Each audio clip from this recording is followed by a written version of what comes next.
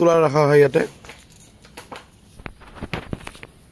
তো কিমান দিন হ'ব, এই মোটামুটি 1 মাহ 2 মাহ ৰাখিব পাৰে জানো এনেকুৱা ৰেচিডেঞ্চিয়েল এৰিয়াত? মইতো লগতে ঘৰ আছে, মইতো কাজ কৰোঁ ইয়াতে। আপুনি কৰ্মচাৰী হয়? মই কৰ্মচাৰী। আজি তোলা ইয়াৰ ক'ৰ পৰা ক'লৈকে যাব? এইটো লোড হ'ব আপোনাৰ ইছত যাব,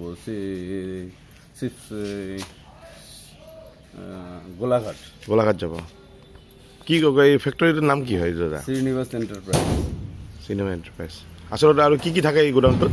তোলা ৰাখে, তোলাই আছে। কি বানাইতে পারবো বলো?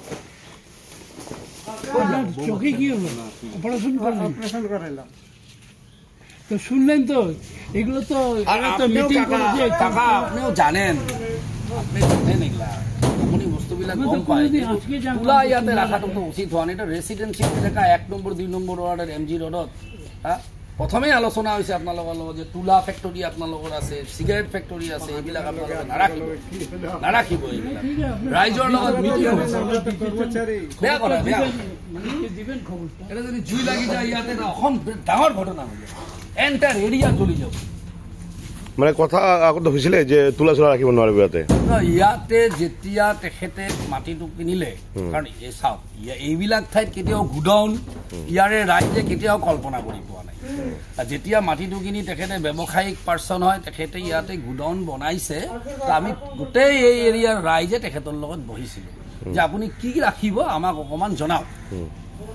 যিহেতু আপোনাৰ চিগাৰেট ফেক্টৰী আছে, যিহেতু আপোনাৰ তুলা ফেক্টৰী আছে, চহৰৰ মাজমজিয়াত ৰাখিব, তেতিয়া তেখেতে কৈছে নাই নাই মই ইয়াতে এছেম্বলিং দৰ্জাৰ ব্যৱসায় কৰিম। ভাল কথা, আমি ক'লো ঠিক আছে, আমিও আপোনাক এপ্ৰিচিয়েট কৰিম। তো এতিয়া তেখেতে আল্টিমেট তেখেতে এইটো গুডাউন বনাই দিছে। ইয়াতে এতিয়া তুলা ৰাখে, কি ৰাখে নাৰাখে, বেয়া কথা, এইবিলাক ঠিক নহয়। এইটো MG ৰোড হয়, ধুবুৰীৰ 1 নম্বৰ 2 নম্বৰ ৱাৰ্ডৰ ব্যস্ততম পথ। বেয়া কথা।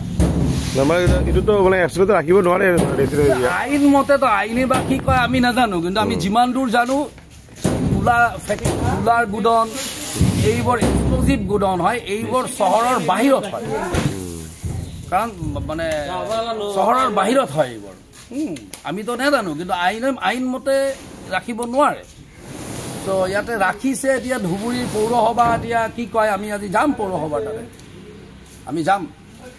কাৰণ চাওক ইয়াতে কাৰো লগত কোনো কাজিয়া ভেদাভেদ চান্দু এইবোৰৰ কোনো কথা নাই। কথাটো হৈছে যে তেখেতেও আমাৰ লগত ভাল, তেখেতে যেতিয়া ইয়াতে মাটি কিনিছে তেখেতেও ইয়াৰে হয়, তেখেতেও আমাৰ কথা চিন্তা কৰিব লাগিব। মোৰ ঘৰ কাষতে হয়, আজি যদি কিবা এটা এক্সিডেণ্ট হৈ যায় মইতো প্ৰথমতে মোৰ চিন্তা কৰিম না, মইতো ওলাবই নোৱাৰিম ঘৰৰ পৰা, গমেই নাপাম। বা ঘৰটো যদি কিবা হৈ যায় আমি ক'ত পাম, কেনেকৈ বনাম?